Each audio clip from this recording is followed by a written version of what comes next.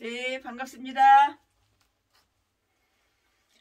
출애굽기를 강해설교 시리즈로다 계속 이어서 하겠습니다. 어저께는 24강을 했는데 오늘은 25강을 할 거예요. 출애굽기에도 한 절반 정도 이렇게 했는데요. 이제 절반 남으면은 이제 휴식 기간을 또 한 달 정도 이렇게 가지려고요.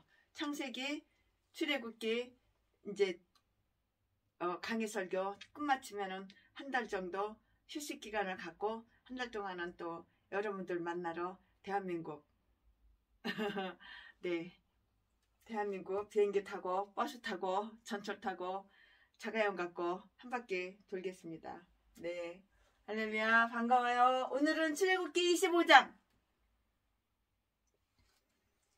네, 출애굽기 25장. 오늘은 설교 제목은 예물을 가져오라, 이 말씀이에요. 네. 오늘 출애굽기 그 25장은요, 하나님께서 산 위에서 하나님께서 산 위에서 모세에게 하나님의 그 영광을 위해서 장막을 건립하시고 그 부대 시설물을 갖추라는 그 명령과 지시에 대한 기록으로 이렇게 다 시작이 돼요. 이 목적을 위해서 백성들은 예물을 수집하라는 명령이 떨어져요. 최순애 목사도 땅 사가지고 교회 질 때 이렇게 우리 장로님들이, 권사님들이 예물을 많이 가져오셨는데요. 그 예물을 제가 받을 때도 있지만 받아가지고 다른 교회 또 건축하고 교회 개척을 하는 교회에 거의 다 보냈어요. 왜냐면 우리 교회는 그렇게 가난하고 힘들고 어렵고 쩔쩔매고 그런 교회가 아니고 넉넉한 교회였기 때문에 건축을 짓고도 이렇게 돈이 남았어요. 그래가지고 다른 어려운 교회, 가난한 교회, 이제 교회 건축을 하는 교회, 그리고 개척을 새로 시작하는 목사님들께 다 나눠드렸어요. 그러나 일면식도 없어. 단 한 번도 얼굴을 본 적이 없어. 최순애 목사가 그 상대방이 누군지 전혀 몰라. 단 한 번도 얼굴을 본 적도 없고 단 한 번도 이름 들어본 적도 없고 만난 적도 없어. 그런 분은 마귀의 종인지 하나님의 종인지 모르기 때문에, 어떤 사람인지 모르기 때문에 그런 사람들한테는 안 드리고 늘 함께하는 분, 1년에 한 번이라도 두 번이라도 얼굴을 보고 모임을 갖고 목소리라도 듣고 서로 왕래도 하고 1년에 한 번, 두 번이라도 서로 왕래하고 서로 전화도 주고받은 분, 그런 분들한테는 다 돌려드렸어요. 지금도 마찬가지예요. 변함없어요. 똑같아요. 백성들은 이렇게 예물을 다 수집하라는 명령이 떨어지는데요. 왜냐하면 교회를 건축하기 위해서, 이렇게 장막을 건립하기 위해서 이제 시설물을 갖추라는 명령과 그 지시에 대한 그 기록으로 이렇게 예물을 수집하라는 명령이 떨어지는데요. 세부적인 지시가 다 이렇게 나타나 있어요. 또한 계약의 꾀에 대하여 10절부터 22절까지, 출애굽기 25장 10절부터 22절까지, 또한 진설병 식탁에 관해서 출애굽기 25장 23절부터 30절까지. 오늘 말씀은 다 출애굽기 25장이에요. 장은 얘기 안 하고 절만 얘기할 테니까, 말씀드릴 테니까 이거 출애굽기구나 그렇게만 알고 계시면 돼요. 진설병 식탁에 관하여 23절 30절 말씀. 황금 등대에 관하여 31절 그 이하의 말씀이에요. 네, 예물을 가져오라. 오늘 설교 제목은 예물을 가져오라. 출애굽기 25장 1절부터 9절 말씀을 다 전할 거예요. 최순애한테 우리 교회 건축을 하고 있어, 예물을 가져오라 그러면 단 한 교회도 안 갖다 드린 적 없어요. 지금도 마찬가지예요. 최순애 목사, 나 지금 교회 건축해, 예물을 갖고 와, 그럼 드려요. 그러나 최순애를 돈으로만 알고, 최순애를 이용해 먹으려고, 최순애를 갖다가 돈 뽑는 기계로만 그렇게 생각하고, 최순애한테 혈기 부리고 최순애한테 악한 행실한 그런 개종자들한테는 그런 빼고 늘 관계가 좋은 사람, 최순애와 관계가 좋은 사람, 최순애한테 야 순애야 너 이래라 저래라 이런 싸가지 없는 인간 빼고 아무리 나이 처먹었어도 그런 인간 빼고 최순애를 사람으로 생각하고 최순애를 돈으로 생각하지 않고 이용해 먹으려고 악용하려고 생각하지 않고 사람으로 최순애가 사람이니까 사람으로 존중해준 분한테는 다 갖다 드려. 지금도 마찬가지예요. 1절 여호와께서 모세에게 일러 가라사대 2절 이스라엘 자손에게 명하여 내게 제물을 가져오라 하고 무릇 즐거운 마음으로 내는 자에게는 내게 드리는 것을 너희는 받을지니라. 3절 말씀 너희가 그들에게서 받을 예물은 이러하니 금과 은과 녹과 4절 청색, 자색, 홍색 실과 가는 배실과 염소 털과 5절 붉은 물들인 수양의 가죽과 해달의 가죽과 조각목과 6절 둥이와 간위에 드는 향품과 분향의 향을 만들 향품과 7절 호마노며 애복과 흉패에 물릴 보석이니라. 8절 내가 그들 중에 거할 성소를 그들을 시켜 나를 위하여 짓되 9절 무릇 내가 내게 보이는 대로 장막의 식양과 그 기구의 식양을 따라 지을지니라. 아멘. 네, 이 말씀 가지고 또 오늘 강해 설교를 할 거예요. 시리즈로 계속. 할렐루야. 기대하시라 개봉박두. 아멘. 네, 모세가요. 구름 속으로 들어가서요. 모세가 구름 속에 들어갔어요. 모세가요. 구름 속으로 들어가서요. 거룩한 천사들이 새키나 곧 하나님의 존전의 시중들은 그곳에서 그렇게 오래도록 이렇게 머무는 동안이요. 그는 상계에 속하는 매우 영광스러운 일들을 보고 들었을 것이에요. 보기도 하고 들었을 것이라고요. 그러나 그것들을 모두 말로 다 표현할 수는 없었고요. 또 그렇게 하는 것이 합당하지도 않았는데요. 그런 까닭으로 모세는 그의 기록 곧 계약서에는 자기들이 아직 보지 못한 일들을 알아보려는 자들의 호기심을 충족시켜줄 만한 것들은 전혀 언급하고 있지를 않아요.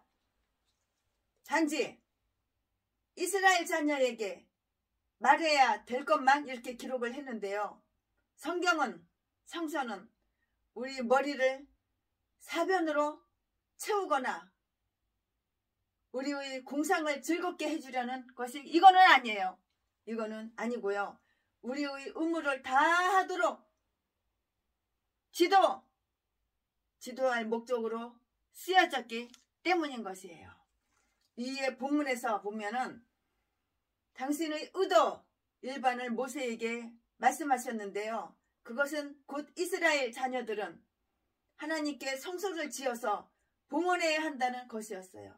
이것은 하나님께서는 그들 중에 거하시고자 하셨기 때문이고요. 8절 말씀에 혹 어떤 목사님께서는 생각하기를 비록 이전에도 예배를 목적으로 사용된 제단과 숲이 있었지만 모세가 이 장막을 세우기까지는 어떠한 그 민족에게도 종교적 의식을 위해서 건조된 집이나 신전은 없었으며 후일에도 이교도들에게 널리 알려질 그 모든 신전들은 모세의 장막에 연원을 두고 그 본을 취한 것이라고 이렇게 말을 해요. 하나님께서는 모든 민족들 중에서 이스라엘 백성을 당신께 특별한 민족으로 택하시사 하나님의 계시와 거기에 따른 신앙이 그들에게 있게 하셨어요. 즉 하나님 자신이 그들이 왕이 되시고자 하신 것인데요. 네, 그들이 왕으로서 하나님은 이미 그들을 다스리고 백성 상호 간의 관계에 관한 그 율법을 다 이렇게 주셨고요. 십계명과 그에 따른 해설에서 자연 법칙과 이성의 빛에 따라서 경건한 예배를 드릴 수 있기 위한 몇 가지의 그 일반적인 규칙들을 다 이렇게 주셨어요. 그렇지만 그것만으로는 그들을 타 민족과 구별하고요. 하나님께 그들이 하나님이 되시고자 하여서 체결하신 그 계약의 한도에까지 미치기에는 부족해요. 진짜 부족해요. 부족하다고 이렇게 생각을 하게 되었다고요. 그리하여서 하나님께서는 당신 자신이 하나님 자신을 위한 그 궁전을 그들 중에 세우라고 이렇게 명령하셨어요. 그 궁전은 성소, 거룩한 곳, 성소, 거룩한 곳 또는 거소라고 이렇게 불리우는데요. 이에 대해서 예레미야서에서는 영화로우신 보좌여 태초로부터 높이 계신 우리의 성소시로다라고 이렇게 기록이 되어 있어요. 예레미야 17장 12절 말씀이에요. 이 성소는 다음과 같이 생각을 할 수가 있어요. 지금으로 말하자면 교회예요.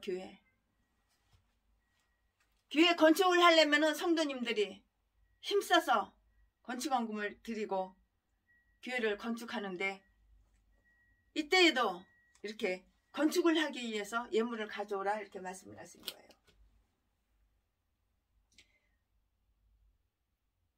성소는 다음과 같이 생각을 할 수가 있어요.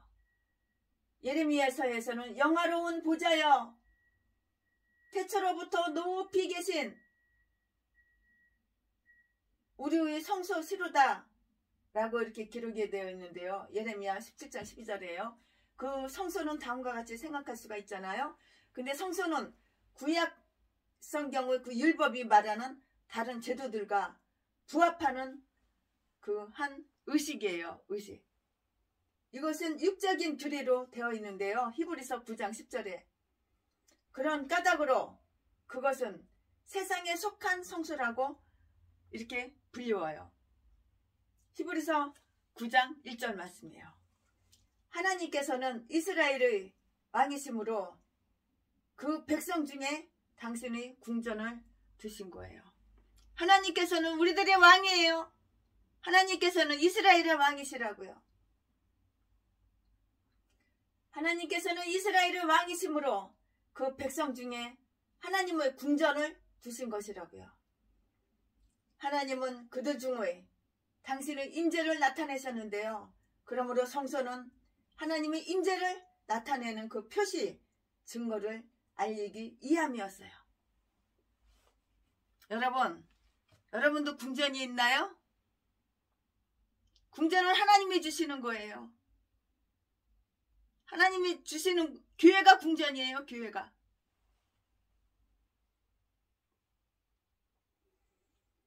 여호와께서는 우리 가운데 계시는가 안 계시는가 하고 이렇게 결코 다시는 묻지 못하도록 하신 것이었고요. 또한 그들은 광야에서는 천막 속에서 살았기 때문에 그들과 함께 이동하여서 하나님의 그 은총이 얼마나 간절히 그들에게 임하는가를 보여주는 그 한 신뢰가 될 수 있도록 이렇게 하기 위해서 하나님의 궁전도 장막으로 만들라고 명하신 것이에요. 여러분, 내가 목사야? 그러면 궁전이 있어야 되는 거야. 여러분, 내가 하나님의 자녀야? 목사야? 그러면은 궁전이 있어야 되는 거라고. 궁전.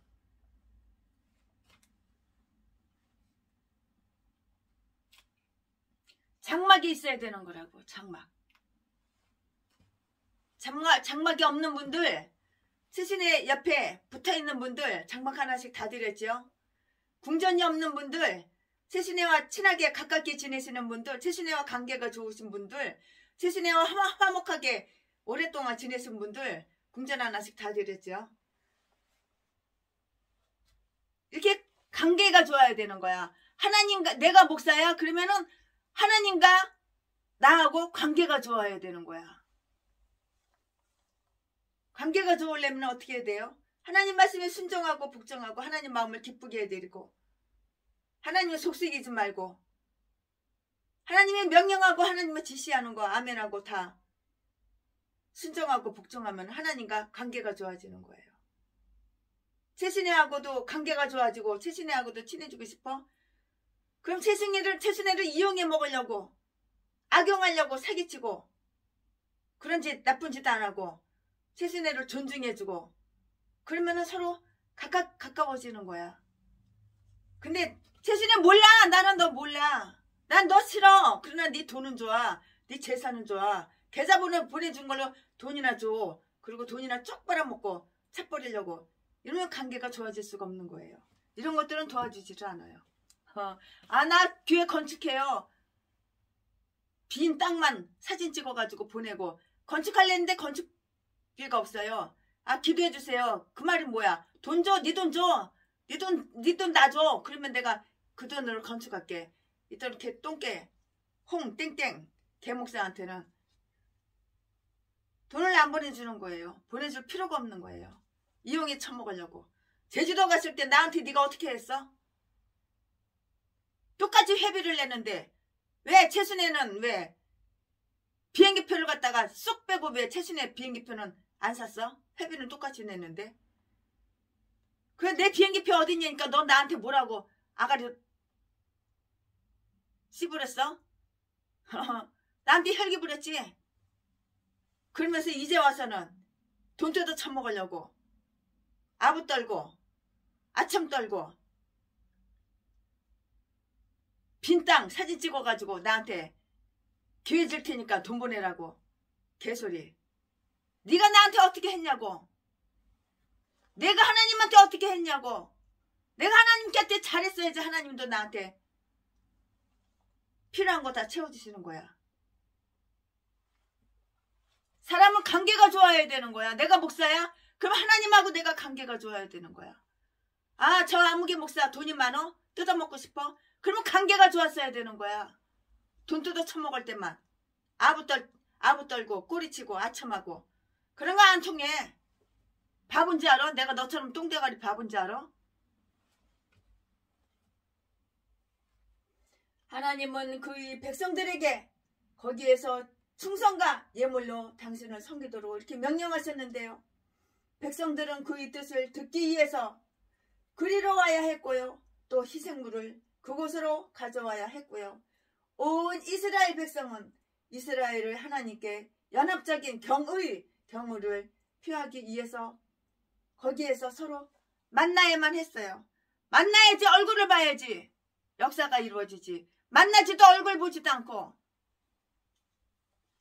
카톡으로만 문자로만 계좌번호만 죽기 살기로 보낸다고 뭐 돈을 보낼 것 같아? 너처럼 이렇게 똥개가리인 줄 아냐? 네가 나한테 어떻게 했냐고. 네가 하나님한테 어떻게 했냐고. 내가 목사야? 그럼 내가 지금까지 하나님한테 어떻게 대해드렸어? 넌 악한 행실만 했잖아. 필요할 때만 하나님 불렀잖아. 그러니 무슨 하나님한테 도움을 받아? 그것은 상징적인 성소였다고요. 손으로 만들어진 성소는 본래의 것의 모형이었는데요. 히브리서 9장 24절 말씀. 복음의 교회는 참 장막이니 주님께서 세우신 것이고요.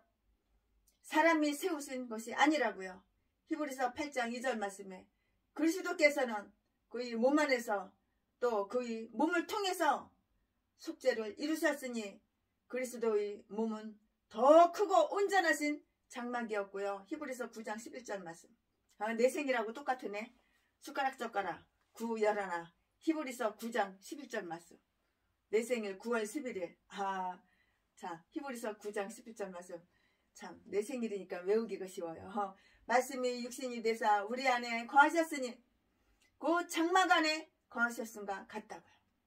모세가 이 전을 세우려 했을 때에 그가 제일 먼저 받아야 했던 그 지시는 어디에서 재료와 설계도 설계도를 구하여야 할 것인가 였어요. 네, 모세는 자기의 창안으로 그것을 구할 수도 없었고요.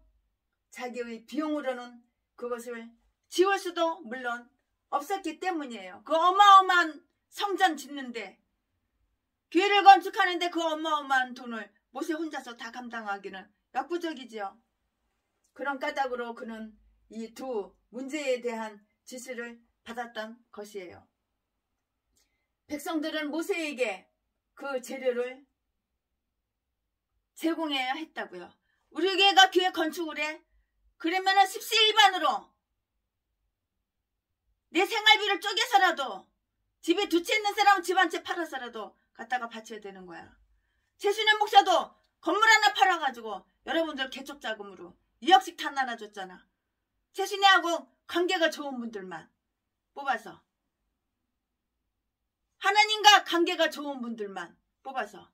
그러나 악한 사탄마귀 귀신하고 관계가 좋아, 하나님하고는 원수야, 이런 개목사들은 아무리 계좌번호 100번 1000번 10,000번 돌려도 한 번도 준 적이 없어. 그 마귀 종이지 하나님 종이 아니거든. 그가 사람의 분별력이 있어야 돼. 그 상대방을 알아야 돼. 상대방을 후원하려면 상대방을 알아야 돼. 그래야지 개척 자금을 주는 거야.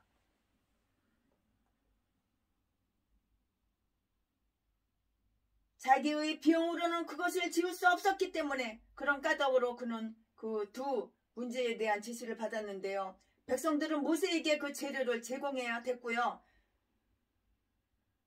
그러나 그들에게 부과된 세금으로가 아니고요, 자발적 기부에 의해서 했다고요. 강제적으로 우리 교회 저 건축자금 갖고 와 강제적으로, 이건 아니에요. 자발적으로, 기쁨으로, 즐거움으로, 사랑하는 마음으로. 내가 저 목사님을 사랑하는 마음이, 존경하는 마음이 털끝만큼이라도 눈끝만큼이라도 있어야지만 자발적으로 성경금을 드리고 건축원금을 갖다가 바치는 거예요. 이스라엘 자손에게 명하여 나에게 예물을 가져오라고 하라고 했는데요. 또한 그들은 그렇게 해야만 했던 그 이유가 충분하게 있었어요. 1절 말씀에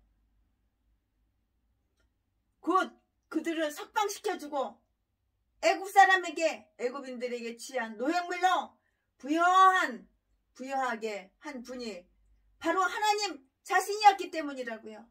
하나님은 그 백성들에게, 애굽인들에게서 예물을 차용하도록 이렇게 지시하셨고요. 애굽인들에게는 그 이스라엘 사람들에게, 이스라엘인들에게 재물을 주도록 하시어서요. 그들이 하나님께로부터 재물을 얻었던 것이라고요. 하나님께로부터 재물을 다 얻은 것이에요. 따라서 이제 그들이 그 재물을 하나님께 바치고 하나님을 이해해서 사용함으로써 그들이 받았던 은총에 대해서 감사하는 사례를 드림이 합당한 것이에요. 합당하였다고요. 그러면 그 다음 사실을 한번 주목해 볼까요? 첫째로, 이 세상 재물을 가장 훌륭하게 사용하는 방법은 그 재물로 신앙과 사랑의 사업을 하여서 하나님께 영광을 돌리는 것이라고요.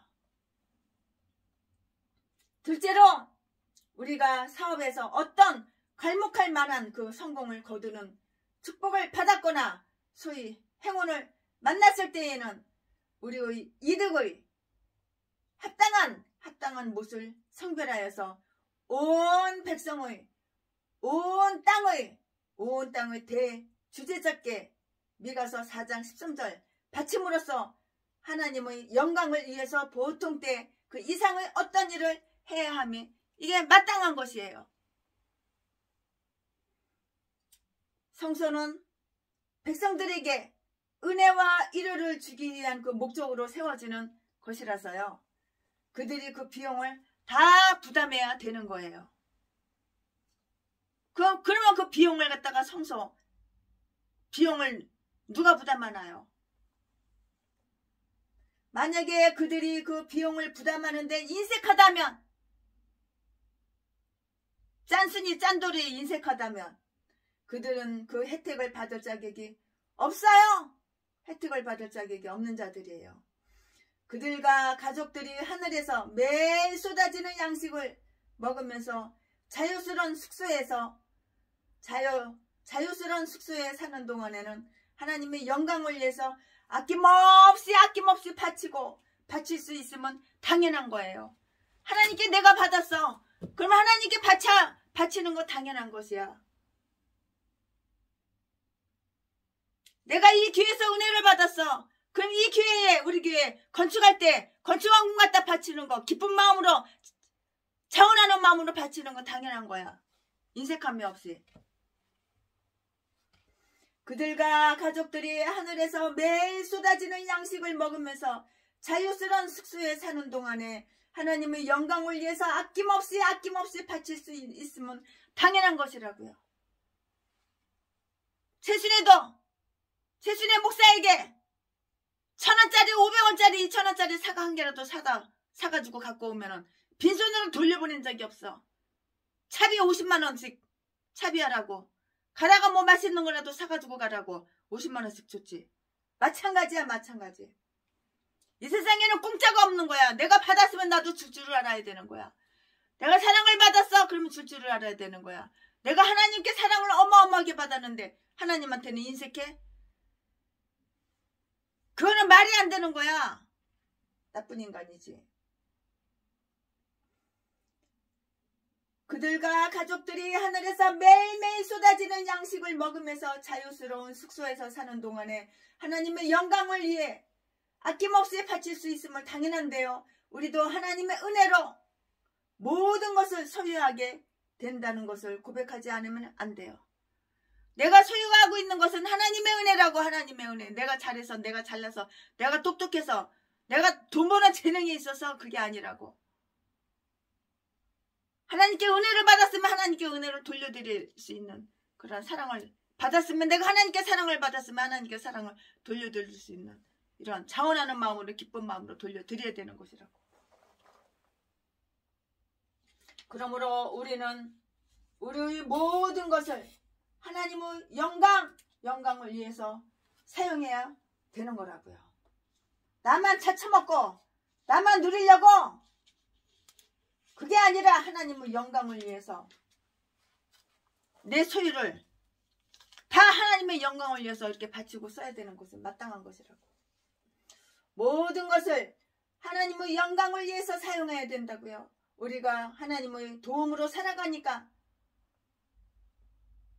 내가 하루하루 살아가는 것은 하나님의 도움 없이는 살 수가 없는 거야. 하나님의 도움을 받아가면서 이렇게 사는 거야. 최순애 목사도 하루하루 이렇게 살아가는 것은 하나님의 도움 없이 어떻게 삽니까? 하나님의 도움을 받아서 이렇게 살아가는 거예요. 우리가 하나님의 도움으로 살아감으로 하나님을 위해서 살아야 된다고.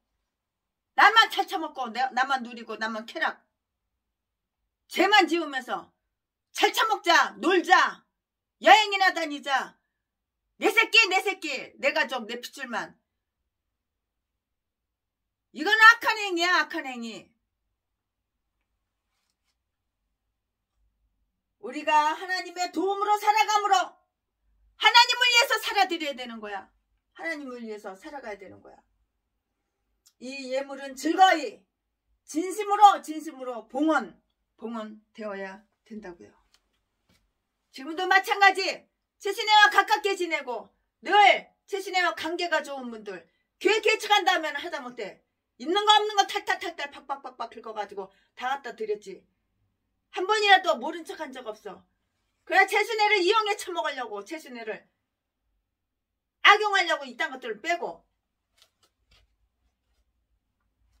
네가 나한테 어떻게 했어 과거에? 그거 생각해보면은 알 수가 있는 거야. 금방 알 수가 있는 거야. 그러니까 다른 사람한테 악한 행실을 하면 안 되는 거라고. 다른 사람을 이용해 먹으려고 사기치고 혈기 부리고 계좌번호만요 수백 번 수천 번 보내고, 그런 안 통해. 야비한 것들. 즉 그들이 무엇을 얼마나 바쳐야 한다고 지정되지 않았었다고요. 그들이 하나님의 전과 거기서 드릴 예배에 대한 자기들이 신의를 나타내 보이며 또 많은 사람들을 분발시키는 소수의 열심히 고린도후서 9장 7절 말씀 곧 거룩한 경쟁심으로 행할 수 있도록 하기 위해서 그 문제는 그들이 아랑에 맡겨졌던 것이에요. 우리는 우리가 무엇을 해야만 할 것인가 하고 자문할 뿐만이 아니고요. 우리가 하나님을 위하여 무엇을 할 수 있을 것인가 하고 이렇게 묻기도 해야 한다고요. 그들이 무엇을 바치든지 즐거이 기쁜 마음으로 이렇게 하나님께 바쳐야 되는 거예요. 기쁜 마음으로 강제가 아니고 어거지로 아니고 기쁜 마음으로 하나님께 드릴 것은 하나님께 이렇게 바쳐야 된다고요. 아까워하고 아까워서 부들부들 떨어. 이건 하나님께 바치는 마음이 아니야. 기쁜 마음으로 즐거운 마음으로. 아까워하며 마지못해 억지로 하나님께 바쳐서는 안 되는 거예요. 왜냐하면 하나님께서는 즐겨내는 자를 기뻐하시기 때문이라고요. 고린도후서 9장 7절 말씀. 하나님의 사업에 쓰여진 것은 잘한 것으로 이렇게 간주되어야 되는 거예요. 땅을 사가지고 교회를 건축해. 그러면 아까워서 그냥 부들부들 아까운 마음으로 인색한 마음으로 그렇게 바치는 게 아니야. 하나님의 도움으로 지금까지 잘 먹고 잘 살았잖아. 기쁜 마음으로 하나님께 봉헌을 해드려야 되는 거라고. 그러니까 어저께 최순애 목사가 어저께 오전에도 갔던 거 교회 강대상에다가 건축헌금을 올려놓고 왔지. 그 목사님이 저한테 그렇게 악하게 대해준 적이 단 한 번도 없거든. 기억이. 서로 존중하고 서로 존경하고 서로 사랑하고 그러는 관계니까. 그러니까 서로 관계가 좋아야 되는 거야. 내가 저 사람한테 도움을 받고 싶어? 그럼 잘했어야지. 악한 행실하고 도움만 받으려고 그래? 그러니 누가 도움을 줘? 우리는 하나님께 너무너무 사랑을 많이 받고 도움을 많이 받았기 때문에 하나님께 드리는 것을 아까워하고 인색하고 그러면 안 되는 거예요. 하나님께서는 즐겨내는 자를 기뻐하시기 때문인데요. 고린도후서 9장 7절 말씀. 하나님의 사업에 쓰여진 것은 잘한 것으로 이렇게 간주해야 한다고요. 그들이 바쳐야 할 것에 대한 세부 사항이 여기서 언급되었는데요. 3절에서 7절 말씀. 그 모두가 장막 안에서나 그 예배에 필요한 물건들이었는데요. 혹자는 어떤 분들은 거기에 금과 은과 놋이 있었으나 철이 없었다는 그 사실에 주목한다고요. 철은 군사용 물질이고요. 이 집은 평화의 집이 될 것이었기 때문이라고 해요. 가져온 모든 것은 대단히 비싸고 좋은 것이었고요. 또 우량종 드렸는데요. 하나님은 최선이심으로 제일 좋은 것을 소유하셔야 하기 때문이었다고요. 하나님께는 최고 좋은 걸 드려야 되는 거야. 최선을 다해서. 하나님 자신이 모세에게 그 양식을 제공해 주셨는데요. 내가 내게 보이는 대로 라고 이렇게 말씀하셨어요. 9절 말씀에. 하나님께서는 축소판으로 그에게 그 정확한 설계를 보여주셨고요. 모세는 모든 점에서 그것을 그대로 따라서 했어요. 그대로 따라서 하는 거예요. 모세는. 하나님께서 보여주신 대로 모세는 그대로 그 축소판 그대로 따라서 한 거예요. 에스겔서 43장 11절 말씀. 하나님의 사업으로 행해지는 것은 무엇이든 하나님의 지시대로 해야 하고요. 달리해서는 안 되는 것을 우리는 주의해야 하는 거예요. 그러나 하나님께서는 그에게 장막의 양식에 따라서 짓는 방법에 대해서도 세부적 지시를 다 이렇게 내리셨어요. 하나님은 그것을 본장과 오늘 출애굽기 25장과 다음 장에서 분명히 말씀해 주시고 있는데요.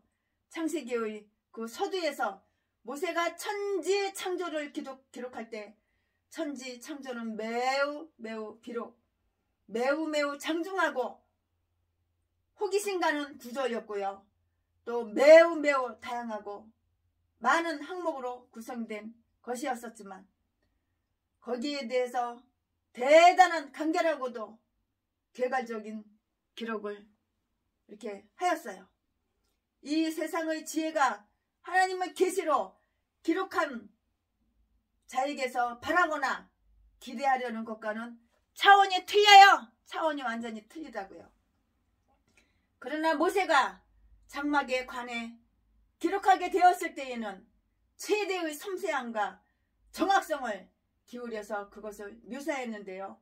지구의 형상, 궤도, 직경, 그리고 항성의 고도나 크기 등에 대해서는 설명하지 않는 그가 장막의 휘장, 널파는 그 치수까지도 상세하게 자세하게 이렇게 말해주었어요.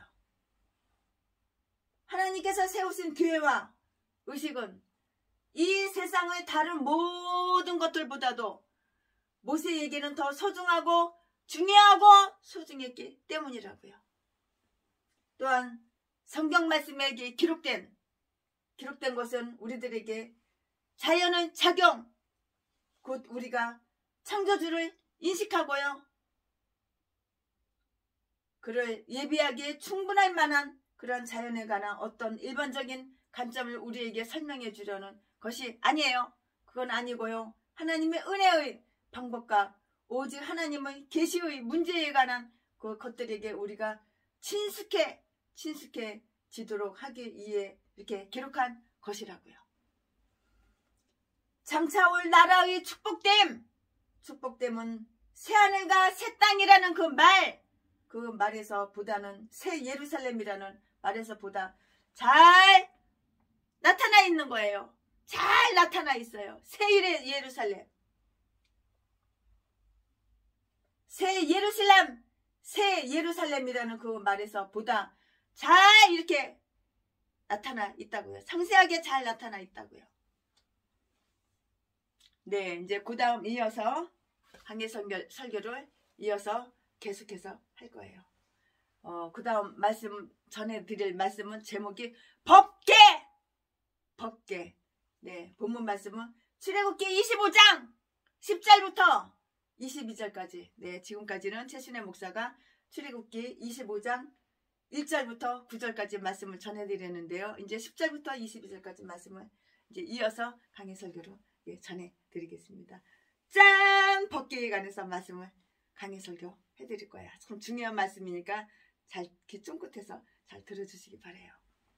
10절. 그들은 조각목으로 깨를 짓되 장이 2규빗 반, 광이 1규빗 반, 고가 1규빗 반이 되게 하고. 11절. 너는 정금으로 그것을 싸되 그 안팎을 싸고 입가로 돌아가며 금태를 두르고. 12절. 금고를 넷을 부어 만들어 그 네 발에 달되 이편에 두 고리여 저편에 두 고리며. 13절. 조각목으로 채를 만들고 금으로 싸고. 14절. 그 채를 깨 양편 고리에 깨어서 깨를 매게 하며. 15절.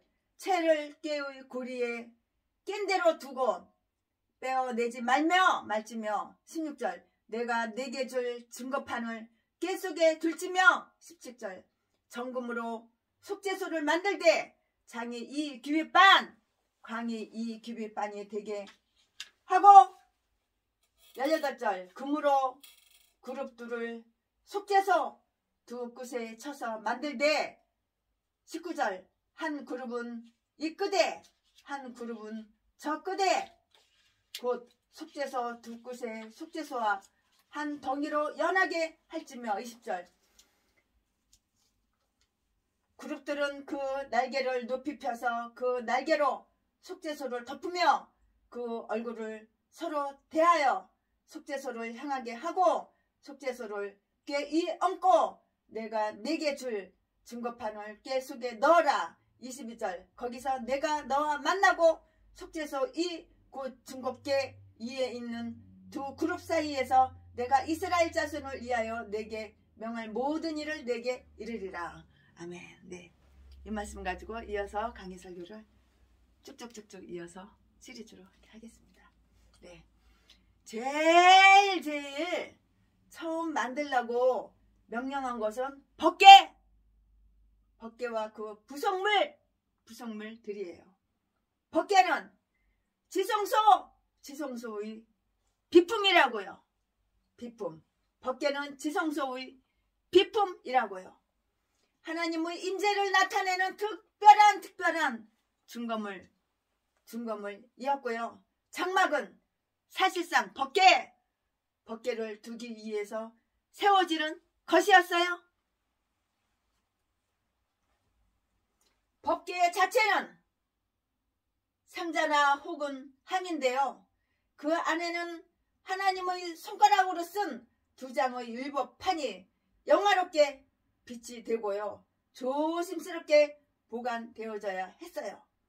그 치수는 정확히 지정이 되었고요. 몇몇 우리 선배 목사님들 학자들이 계산한 대로 만약 유대인들 1의 규빗이 2분의 1 야드보다 3인치 더 길다면 총 21인치 여러분 아시죠? 네, 자 가지고 한번 보면 돼요. 이 상자의 길이는 약 52인치, 그 폭이 31인치, 깊이가 31인치쯤 되었고요. 그 안과 밖은 얇은 금판으로 이렇게 둘러쌌어요. 그 주위는 금으로 된 테 또는 베네기가 둘려져 있고요. 운반하기 위한 고리와 채가 부착되어 있었는데요.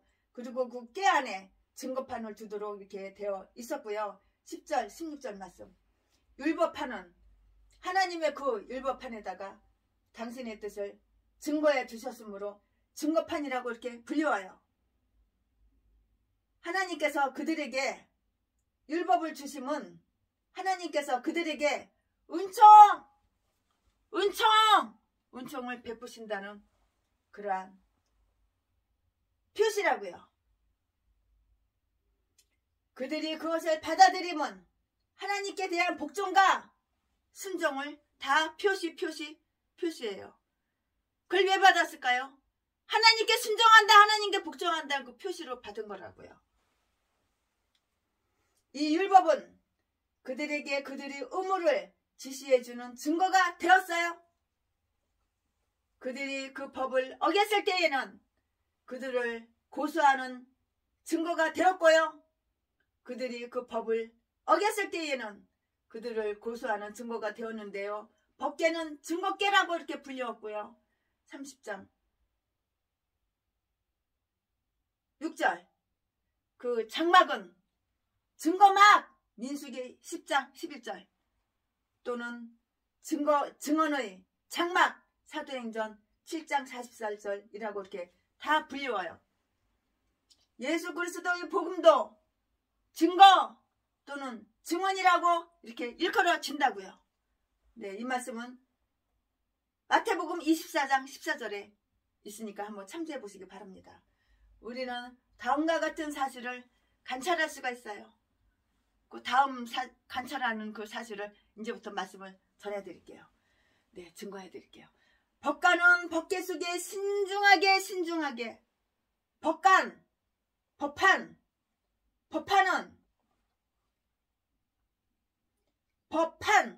법판은 법궤 속에 신중하게 이렇게 보관되어 있어요. 그것은 우리가 말씀을 중히 여겨야 하며 또 법궤가 지성소 안에 놓여 있듯이 법궤가 어디에 있어요? 지성소 안에 놓여 있다고요.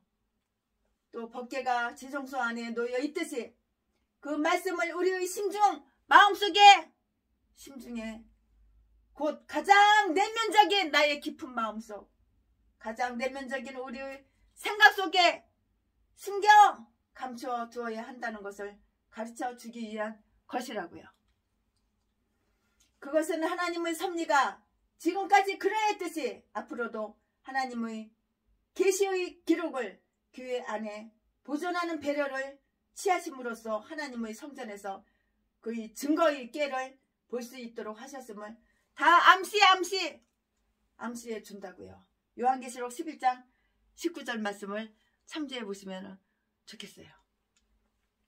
법궤는 하나님의 인재를 상징하는 중요한 표상이에요. 법궤가 뭐라고요? 하나님의 인재를 상징하는 그러한 중요한 그러한 표상이라고요. 그것은 하나님의 은총에 대한 첫째되고 아주 중요한 증거와 그의 법을 마음속에 간직하는 그 일이라는 것을 우리에게 다 이렇게 자세하게 이렇게 가르쳐주고 가르쳐준다고요. 하나님께서는 그의 율법이 받들어지는 곳에 거하셔요. 하나님께서는 율법이 거하시는 곳에, 하나님께서는 그의 율법이 받들어지는 곳에, 그곳에 거하신다고요. 히브리서 8장 10절 말씀에 그들이 이동할 때는 언제나 법궤를 함께 운반해 가라고 규정되어 있어요. 이쪽으로 내가 이동을 해. 그럼 법궤를 법궤와 함께 내가 이쪽으로 이동을 해. 그럼 법궤와 함께 그들이 이동할 때는 언제나 법궤를 함께 운반해 가라고 이렇게 규정이 되어 있는 거예요. 말씀 속에는 말씀이 깊이 넓게 많이 있어요. 핵심만 말씀을 드리면은 그 나머지는 여러분들이 이렇게 말씀을 이어가시면 돼요. 최실의 목사가 한마디에 설교하는 거, 법궤에 대해서 설교하는 거, 지성소에 대해서 설교하는 거, 그 말씀 속에 말씀이 무궁무진 다 들어있어요. 그러나 그 말씀을 다 강의 설교로 다 할 수는 없어요. 그러면 설교 한 번 하는데 10시간, 20시간 걸려. 20시간, 10시간 동안 서서 설교를 할 수는 없잖아요. 누가 또 그거를 다 들어요. 꽤 길어요. 2시간 반, 3시간. 보통은 1시간 반, 2시간 안에 설교를 끝내야 되는데요.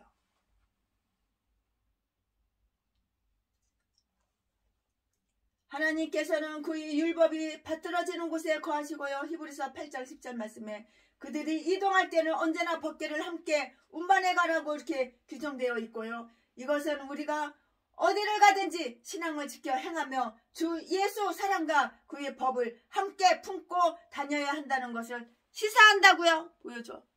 시사한다고. 내가 어디를 가든지 하나님 말씀을 품고 다녀야 되는 거야. 내가 목사야? 내가 어디를 가든지 하나님의 말씀을 내 생각 속에, 마음 속에, 나의 영 속에, 나의 혼 속에 하나님 말씀을 품고 다녀야 되는 거야. 이게 바로 목사인 거야. 강대상에서만 나 발라 어쩌고 가식적으로 거짓으로 다 설교한다고. 자기를 높이고 하나님을 낮추고 그런 개소리 짓거리는 거 이런 건 다 빼고 개목사들, 똥개들, 쓰레기들, 인간 쓰레기들. 내가 목사야? 그럼 내가 이동할 때 아프리카를 가던 뉴욕을 가던 세계 어느 나라를 가던 북한을 가던 지하교회를 가던 중국을 가던 하나님의 말씀을 품고 있어야 된다고. 이동할 때는 언제나 법궤를 함께 운반해 가라고 이렇게 규정이 되어 있는데요. 이것은 우리가 어디를 가든지 신앙을 지켜 행하고 주 예수 사랑과 하나님의 법, 그의 법을 함께 품고 다녀야 한다는 것을 시사한다고요. 시사한다고요. 속죄소는 법궤, 곧 그 상자의 덮개였었는데요. 속죄소는 법궤, 곧 그 상자의 덮개였는데요. 그것은 정금으로 제조되었고요. 법궤의 치수와 일치하였어요. 17절 21절 말씀. 속죄의 덮개, 영어로는 뭐라고 써있냐면요, 영문으로는 자비의 자리라고 이렇게 되어 있더라고요. 영어 성경에 보면 그래요. 그러니까 최순애 목사 설교할 때는 영어 성경, 한문 성경, 대한민국 우리나라 성경 4권 5권 가지고 그거 가지고 설교를 하는 거야.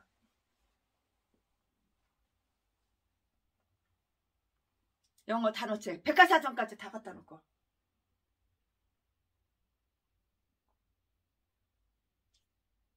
속죄 덮개는 영어로다가 자비의 자리라고 이렇게 되어 있는데요. 이렇게 부르는 게 더 좋을 이 속죄소는 위대한 속죄 제물이신 예수 그리스도의 상징이에요. 상징이고 그의 대속은 율법의 요구를 충분하게 충족시키고요. 우리의 죄악들을 덮고요. 우리가 마땅히 받아야 할 저주를 다 가로막았어요. 하나님께서는, 여호와 하나님께서는 내가 마땅히 받아야 할 죄의 값으로, 내가 마땅히 내가 지금 죄값으로 받아야 할 저주를 다 막으셨다고. 우리의 죄악들을 덮고 우리가 마땅히 받아야 할 저주를 다 가로막았다고. 이리하여 그는 오를 한문으로 오를 의를 이하여 율법의 끝이 되셨어요. 황금의 그룹들이 속죄소에 부착되었고요. 또 속죄소의 일부분을 이루었고요. 날개를 그 위에 펼치고 있었다고요. 18절.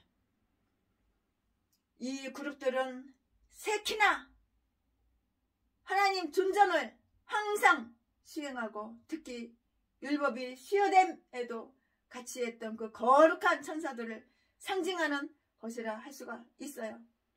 또 이 황금의 그룹들은 천사와 같은 상으로 고안된 것이 아니고요. 아마도 에스겔서 1장 10절에서 말하는 바 내 얼굴 중의 그 하나처럼 천사의 그 성질을 나타내는 어떤 상징적 모습으로 고안되었을 것이에요. 그 얼굴의 모양이 무엇이었던 간에 그들은 서로 얼굴을 마주보고 서 있으며 양편이 다 아래로 덮개를 향한 반면에 그들이 날개는 서로 맞닿을 정도로 펼쳐져 있었고요. 바울 사도는 히브리서 9장 5절 말씀에 그들을 속죄소를 덮는 영광의 그룹들이라고 이렇게 불렀는데요. 그것은 그 그룹들이 부속주에게 시종을 들고요. 그룹들이라고 불렀는데요. 그것은 그 그룹들이 구속주에게 시종을 들며 그룹들은 그의 일을 하는 그 영들인데요. 그의 뜻을 행하려는 저들이 준비 태세, 또 성도님들이 회중에 특별히 참석한다는 그 사실 시편 68편 17절 고린도전서 11장 10절 말씀 및 저들이 부지런히 복음을 상고하여 그 비의를 살펴보고자 하는 갈망 베드로전서 1장 12절 말씀을 의미한다고요. 하나님께서는 속죄소 위에 있는 그 그룹들 사이에 자정하시거나 거하신다고 하는데요. 시편 80편 1절 말씀 그리하여 앞으로는 거기서 모세와 만나시고 그와 교제하실 것을 약속을 하셔요. 22절 말씀에 거기에서 보좌 위에 앉으신 왕으로서 하나님은 율법을 주실 것이고요. 보좌 위에 앉으신 하나님께서 율법을 주신다고요. 그들이 말을 들으시리라고 하셨는데요. 이와 같이 하나님은 그리스도 중재 안에서 그리고 그 중재에 의해서 우리의 즐겨 화해하시고 또 교제하시고자 하시는 당신의 뜻을 분명히 나타나신 거예요. 하나님께서는 우리하고 교제하고 싶어해. 개목사, 똥개목사 쓰레기들은 악한 사탄 마귀가 넣어준 생각대로 악한 사탄 마귀하고만 교제하니까 날마다 어려워 힘들어 후원후원 계좌번호 보내고 돈 달라고 돈 뜯어 처먹으려고 개짓거리 헛짓거리 하는 거야.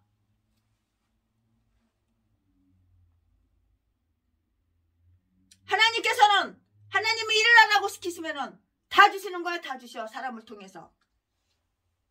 세상에는 줄만한 사람 날마다 찾아. 날마다 찾아.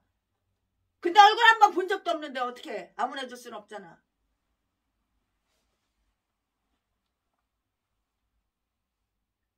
그 상대방이 누군지를 알아야지 주지. 알아야지 주지. 마귀 종인지 하나님 종인지 알아야 주지. 가시적으로 수여하고 연기하고 가면 쓰고 사는지 진실하고 정직하고 성실한지 하나님 편에 섰는지 마귀 편인지 그걸 알아야지 줄 거 아니야.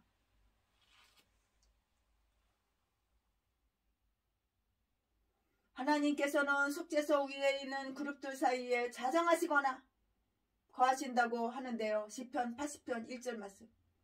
그리하여 앞으로는 거기서 모세와 만나시고 그와 교제하실 것을 약속하시는데요. 22절 말씀.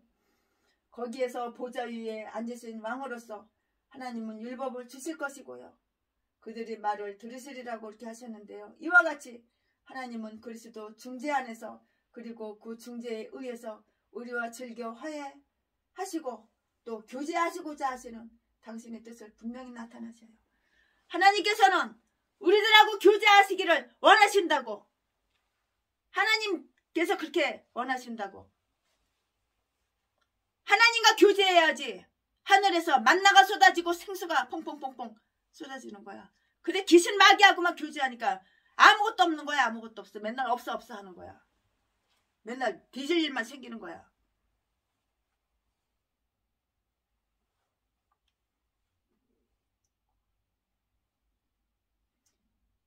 하나님께서는 하나님의 뜻을 분명하게 나타내셔요. 은혜의 보좌 앞에 담대히 나아가라는 말은 이 속죄소를 염두에 둔 말이라고요. 히브리서 4장 16절 말씀. 왜냐하면 우리는 율법 아래 있지 않고요. 그것은 가려졌다. 은혜 아래 있기를. 이것은 드러나 있는 것이고요. 은혜 아래 있기 때문이라고요. 곧 은혜의 날개가 활짝 펼쳐져 있어서 우리를 그 날개의 그늘 아래로 초대하시기 때문이라고요. 루키서 2장 12절 말씀. 은혜의 날개, 하나님은 은혜의 날개 아래에 있는 목사님들은 평안해. 목회가 잘 돼. 없어 후원 나 어려워 나 힘들어 이런 개소리 질러대지 않아. 하나님께서는 돈 많은 사람을 통해서 갖다 주라고 마음에 감동이 오면 막 갖다 주고 막 갖다 퍼주는 거야.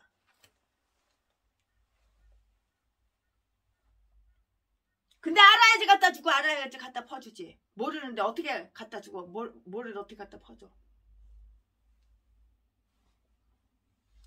갖다 주고 싶어서 갖다 퍼주고 싶어서 너무 반가워가지고 최순애가 문자를 보내고 카톡을 보내고 전화를 했어요. 그랬더니 나는 기억이 안 난대. 전혀 기억 안 난대. 난 너 몰라 그래요. 내 전화번호 알면 아는데도 1년이 가도 2년이 가도 3년이 가도 전화 한 통도 안 해요. 그리고 나서 이제 간을 다 본 거야. 최순애가 이러네. 단물이 쪽쪽쪽쪽 빨아먹으면은 계속 단물이 나오네. 꿀이 있네. 그리고 이제 달라드는 거야. 이제 나는 네 속을 아니까는 너를 끊었어. 절규. 네 속을 알거든. 네 마음을 알거든. 네, 이제 그 다음 거를 이제 넘어가서 그 다음 단계 넘어가서 또 말씀을 전해드릴게요. 네, 이제 설교 제목은 이제 진설병 식탁.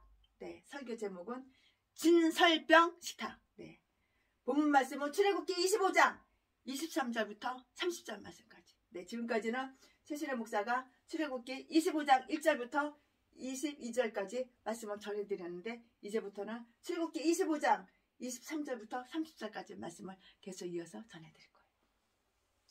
제목은 진설병 식탁. 네. 23절.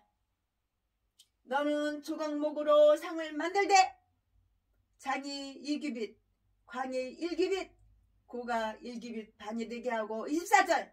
정금 정금으로 싸고 주위에 금태를 두르고 25절 그 사면에 손바닥 넓이만한 턱을 만들고 그 턱 주위에 금으로 태를 만들어 26절 그것을 이하여 금고리 넷을 만들어 그 네 발 위에 네 모퉁이 달되 27절 턱 곁에 달라 이는 상멜 채를 깰 것이며 28절 또 조각목으로 그 채를 만들고 금으로 싸라 상을 이것으로 맬 것이니라 29절 너는 대접과 숟가락과 병과 붓는 잔을 만들되 정금으로 만들지며 30절 상 위에 진설병을 두어 항상 내 앞에 있게 할지니라. 아멘. 네, 이 말씀 가지고 네, 금으로 입힌 나무 식탁을 만들라는 이러한 명령이 있어요. 이는 지성소 안에 놓여진 것이 아니고요. 지성소에는 법궤와 그 구성물 이외에는 아무것도 다른 거 둘 수가 없어요. 지성소에는. 네. 장막의 외부 즉 성소 혹은 거룩한 곳이라고 이렇게 불리우는 곳에 세워질 것이었는데요. 히브리서 9장 2절 23절 그 이하에 보니까 또한 거기에는 찬장에 넣어두는 일상 비품 곧 순금 제의 대접과 숟가락 등도 있어야 했어요. 29절 말씀에 이 식탁은 언제나 곧 얼굴이 떡이 차려져 있어야 했다고요. 그 떡은 각 지파를 나타내는 12덩이 떡이 몇 덩이? 떡이 12덩이 무슨 뭘 나타낸다고요? 각 지파를 나타내는 12덩이였고요. 그 떡은 각 지파를 나타내는 12덩이였고요. 한 줄에 6개씩 두 줄로 이렇게 놓여 있어야 했어요. 이에 관한 율법은 레위기 24장 5절 그 이하를 보면은 다 나와 있는데요. 장막은 하나님께서 그 안에서 이스라엘 백성과 함께 거하겠다고 쾌히 말씀하셨던 하나님의 집이고요. 하나님은 하나님의 그 훌륭한 집을 가지고 계시다는 것을 나타내 보이고자 하신 것이에요. 왕궁에는 왕의 식탁이 있는 법이에요. 왕궁에는 왕의 식탁이 있다고요. 최순애는 왕이 아니고 종이지만 최순애 식탁도 별도로 있어요. 여러분들 사택에 가면은 다 식탁 있죠?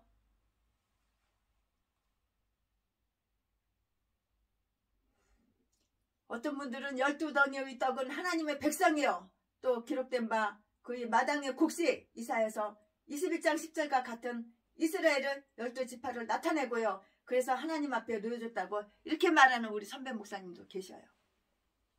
법궤는 하나님께서 그들과 함께 계심을 의미해요. 12덩이의 떡은 그들이 하나님께 드려졌음을 또한 이것은 의미한다고요. 이 떡은 다음과 같은 의도로 이렇게 진설되었어요. 그들에게 일용할 양식, 즉 광야에서 하나님은 그들을 위해서 식탁을 준비하사 만나를 주셨고요. 또 가나안에서는 그 땅의 곡식들을 주심으로써 그들에게 베풀어 주시는 하나님의 선하심에 대한 그 감사의 표시라고요. 감사하면 표시가 있어야 되는 거야. 표시가. 입으로만 감사해 그게 아닌 거야.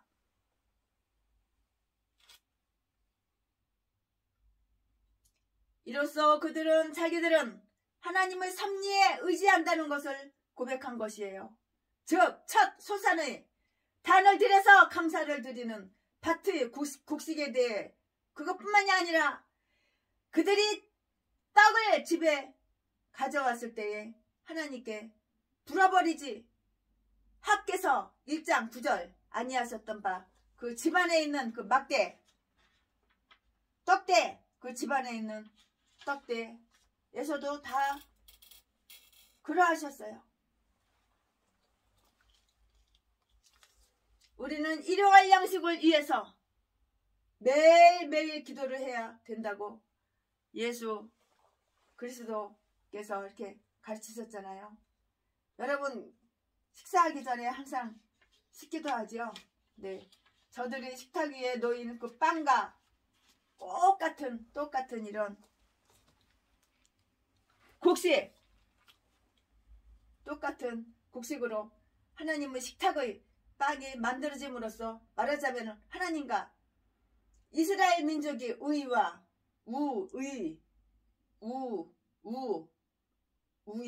친교를 서약하는 표로 함께 먹었던 것이에요. 곧 하나님께서 그들과 함께 잡수셨고요.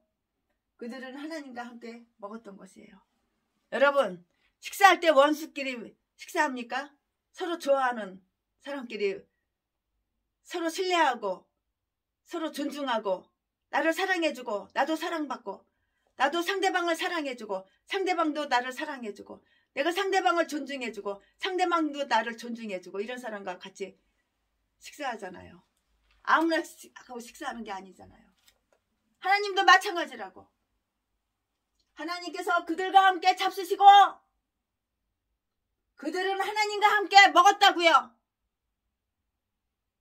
모든 사람을 위하여 하나님께 제사장이 되신 분, 그 그리스도의 복음에 의하여 교회에서 만들어지는 영적 양식의 상징이에요. 영적인 음식. 너희는 떡으로만 살 게 아니요. 하나님이 주시는 영적인 양식을 예수의 피를 마시고 예수의 몸, 떡을 살과 피 그거를 상징적으로 우리 포도주, 떡, 빵으로 이렇게 먹잖아요. 예수님은 살과 피를 갖다가 그렇게 상징적으로 이렇게 하잖아요. 우리 아버지의 집에는 충분히 먹고 남을 만큼 떡이 있으니 모든 지파들에게 나누어 줄 떡이에요. 하나님의 집에 참여하는 자는 모두가 그 집의 양식으로 풍족할 것인데요. 시편 36편 8절 말씀. 하나님의 식탁과 그 음식을 그것은 평범한 떡이므로 경멸히 여기는 자들이 있음에도 불구하고요. 말라기서 1장 12절 말씀. 하나님의 위로는 거룩한 영혼들에게 끊임없는 잔치가 된고요. 끊임없는 잔치가 된다고요. 예수 그리스도는 그의 모든 성도들이 그와 함께 영원히 먹고 마실 식탁을 그의 나라에서 베푸시는 거예요. 누가복음 22장 30절 말씀. 누가복음 22장 30절 말씀. 네. 여기까지 이제 말씀이 끝났고요. 그 다음에 이어서 계속 또 전해드릴게요. 지금부터 설교 제목은 또 등대. 최순애 목사가 출애굽기 25장 1절부터 30절까지 말씀을 강해 설교로 이렇게 쪼개서 나누어서 이렇게 스토리별로 나누어서 전했는데 이제부터는 출애굽기 25장 31절부터 40절까지예요. 31절.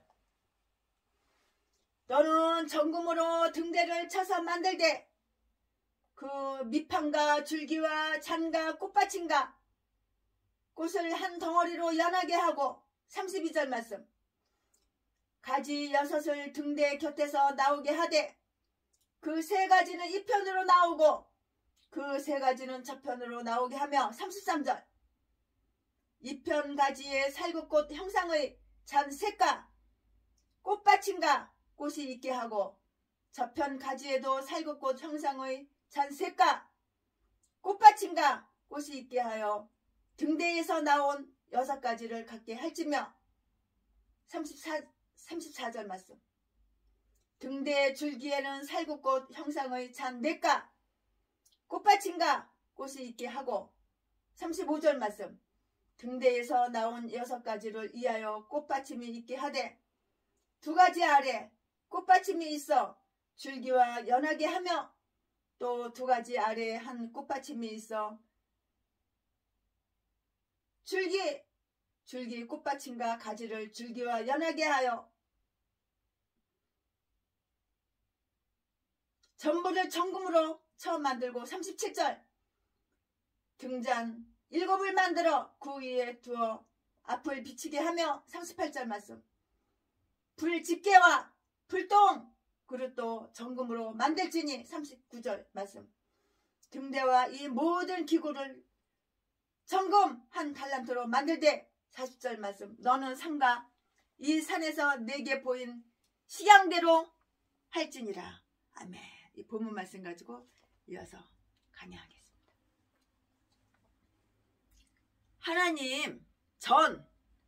하나님 전에 그 설비를 위해서 제조하도록 명령받은 그 다음 물건은 속히 비지 않고 꽉 찼어요.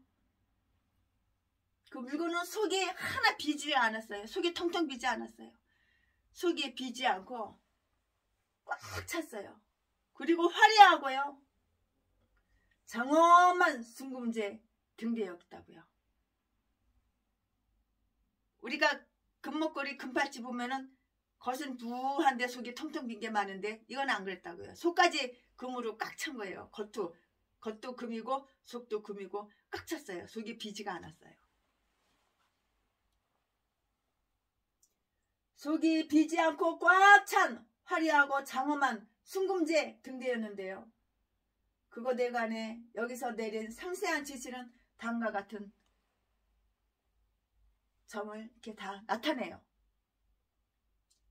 그것은 아주 장려한 것이었고요. 하나님 전의 중요한 장식물이었는데요. 그 촛대에는 등대 줄기에서 나온 많은 가지가 달려 있었고요. 등대 줄기에는 기름과 불을 켜는 심지를 넣을 그 등잔은 물론 꽃과 꽃봉오리 모양의 장식이 또한 다 달려 있었어요. 그 등대는 빛을 비추고 장막이 연기와 냄새로 더럽혀지지 않도록 아주 편리하고 훌륭하게 이렇게 고안된 것이에요.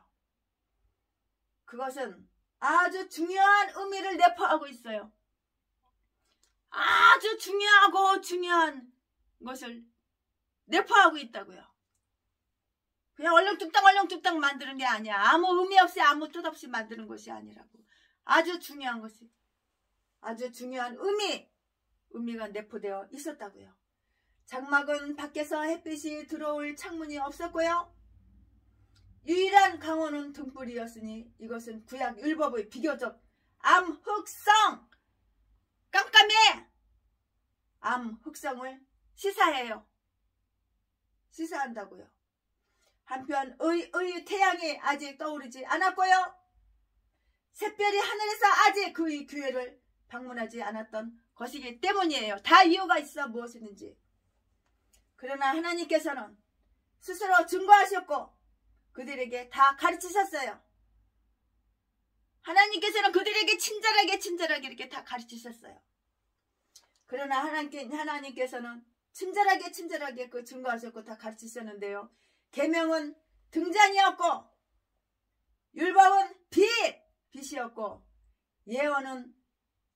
예언자들은 여러 시대 동안 구약성경 교회에 빛을 비추어서 주던 그 등잔 가지들이었는데요. 장막에 그라했듯이 교회는 천국에서의 그 모습과 비교하면 여전히 어둡다고요. 그러나 하나님의 말씀은 촛대요. 하나님의 말씀은 촛대요. 어두운 곳에 비추는 빛. 베드로후서 1장 19절 이기에. 이것이 없다면 세상은 참으로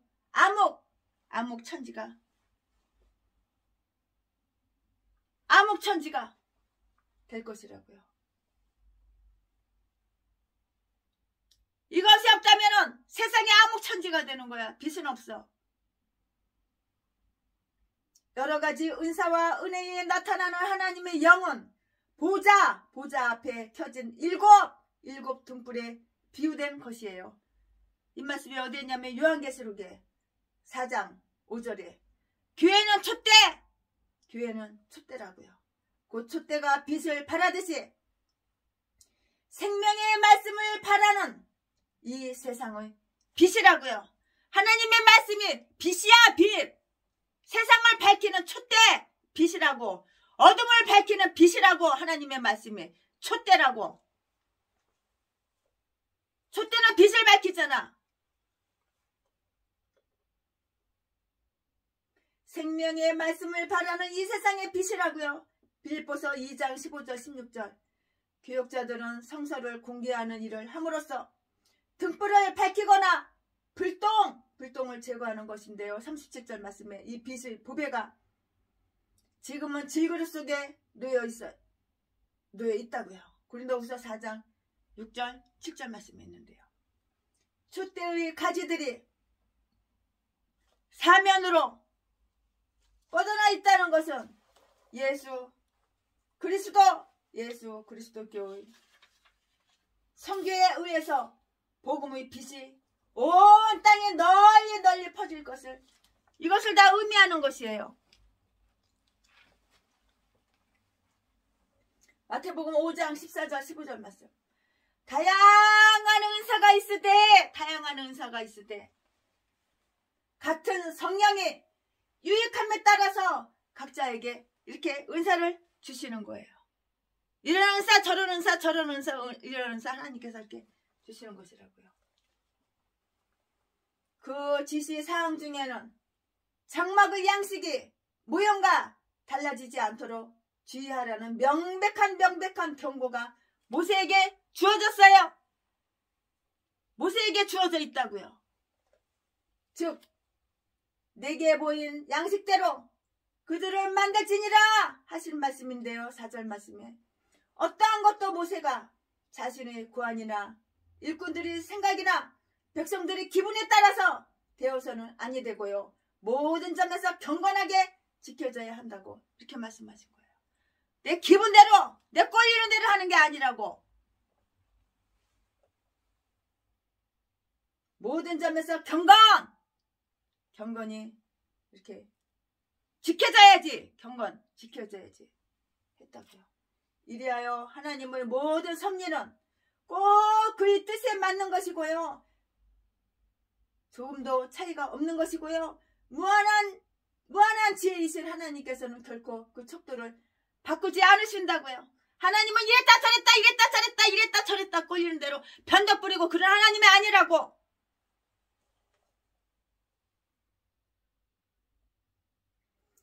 무한한 지혜이신 하나님께서는 결코 그 척도를 바꾸지 않으셔요. 그러므로 목적하신 바는 무엇이든지 틀림없이 이루시는 분이 바로 하나님이시라고. 하나님께서 목적을 내셨어? 그러면 틀림없이 이루시는 분이 하나님이시라고. 하나님이 주신 모든 규례는 그가 정하신 제도에 따라서 집행되어야만 한다고요. 예수 그리스도께서 그 제자들에게 하신 그 교훈도 이와 똑같아요. 유사해요. 내가 너희에게 분부한 모든 것을 지키라. 내가 목사야? 그러면 하나님께서 나에게 분부한 모든 것을 지켜야 되는, 이게 바로 목사인 거야. 처먹고 살겠다고 뭘 먹을까 뭘 마실까, 날마다 두 눈구멍에 남의 돈 남의 재산 공짜로 지켜줘도 처먹으려고 온갖 악한 행세를 다 하고, 후원 나 어려워 나 힘들어, 네 돈 놔줘, 네 재산 박박박박 그거에서 놔줘, 두 눈구멍에는 남의 돈 남의 재산 캐라, 명예 이것만 좋아하고 이것만 사랑하는 개목사 똥개들. 최순애 목사 설교 듣고 한번 생각이 바뀌어봐. 마음이 바뀌어봐. 회개 좀 하고 뉘우쳐봐. 변화돼봐. 하나님이 주신 모든 규례는 하나님께서 정하신 제도에 따라서 집행되어야만 한다고요. 예수 그리스도께서 그 제자들에게 하신 교훈도 이와 똑같은데요. 내가 너희에게 분부한 모든 것을 지키라. 하나님 이렇게 말씀하셨어요. 내가 목사면 하나님께서 나에게 분부한 모든 것을 나는 지켜 행해야 되는 거야. 행함이 없는 믿음은 돼지 믿음. 성경 알기만 하면 뭐야, 지키지도 않고 행하지도 않는데. 이러니까 날마다 어려워 힘들어 후원 개소리 지저대지. 마태복음 28장 20절 말씀.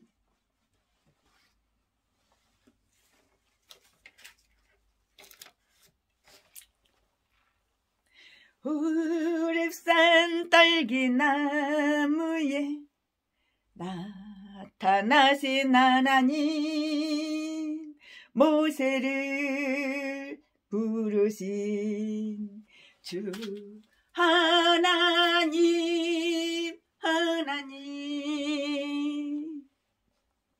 불꽃 떨기 속에 계신 거룩하신 하나님, 약하고 힘없는 내 백성을 찾으라.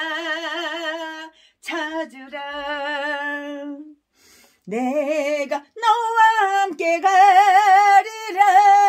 너를 도와주리라. 고통 속에 있는 내 백성 어서 찾아가라.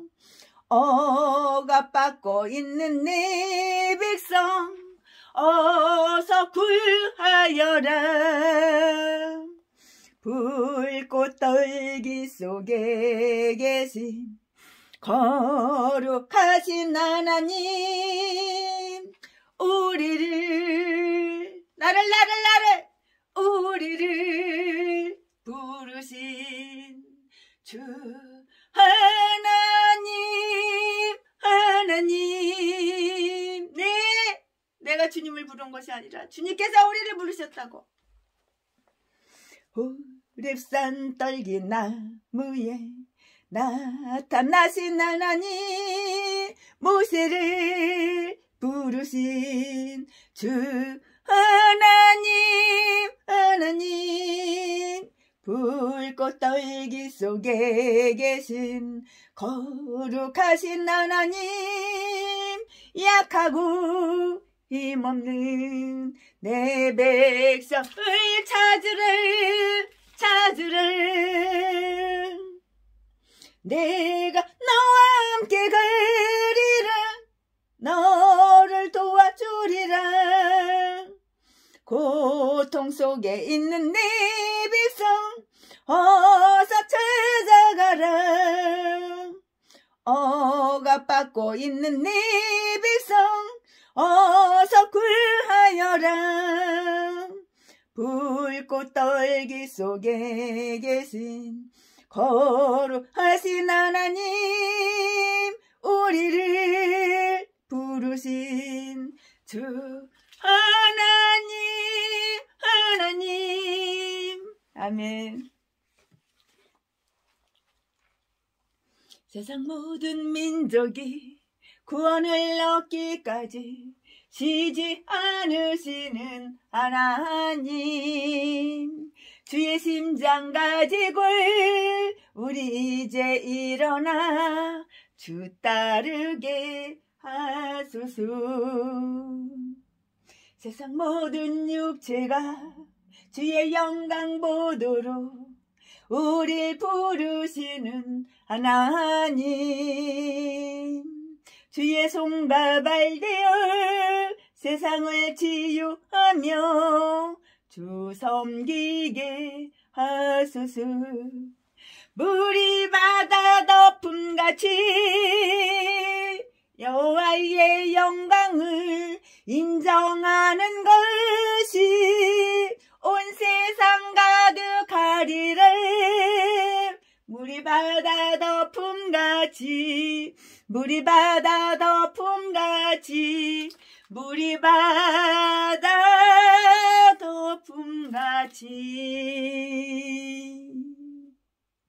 보리라.